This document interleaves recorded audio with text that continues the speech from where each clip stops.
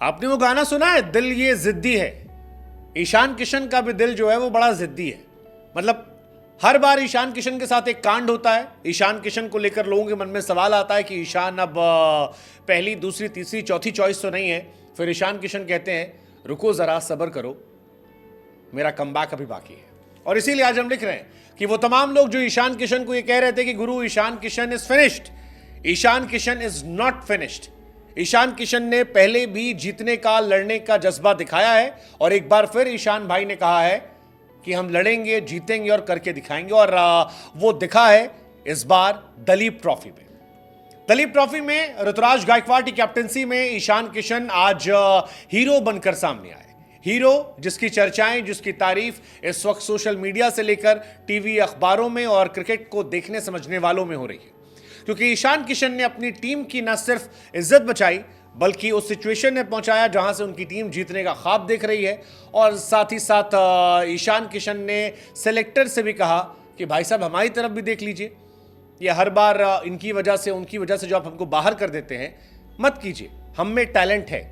111 run 126 ball पे, 14 चौके, 3 छक्के, एक परफेक्ट रिटर्न था। और इसी के बाद लोग कहने लगे कि गुरु जिंदगी में डाउनफॉल हो तो ठीक है, लेकिन ईशान किशन जैसा कमबैक होता रहे।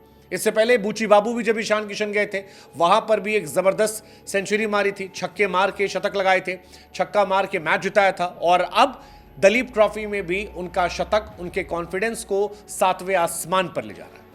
ईशान किशन जब बल्लेबाजी करने आए तब इंडिया सी ने 2 विकेट गिरा दिए थे। ईशान आए और उसके बाद 4 नंबर पर एक शानदार शतक लगाया।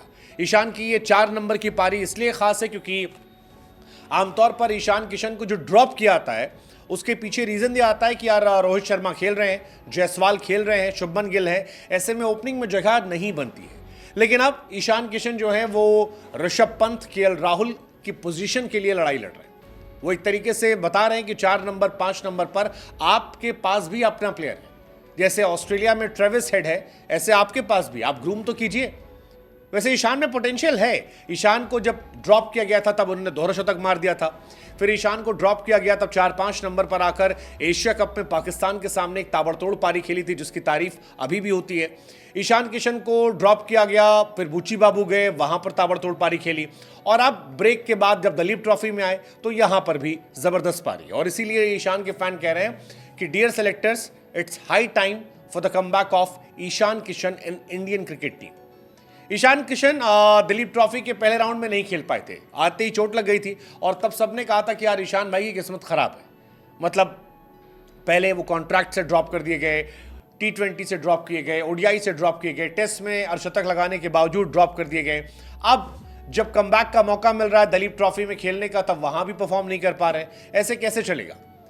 लेकिन फिर ईशान किशन ने उधर 100 बूची बाबू में मारा और यहां पर पहले ही मैच में आकर एक दलीप ट्रॉफी में शतक लगा दिया। बूची बाबू में मध्य प्रदेश के सामने शतक था, 107 गेंद पर 114 रन। सेकेंड इनिंग में 41 रन थे, 8 विकेट गिर गए थे, 2 छक्के मारकर मैच जिताया था।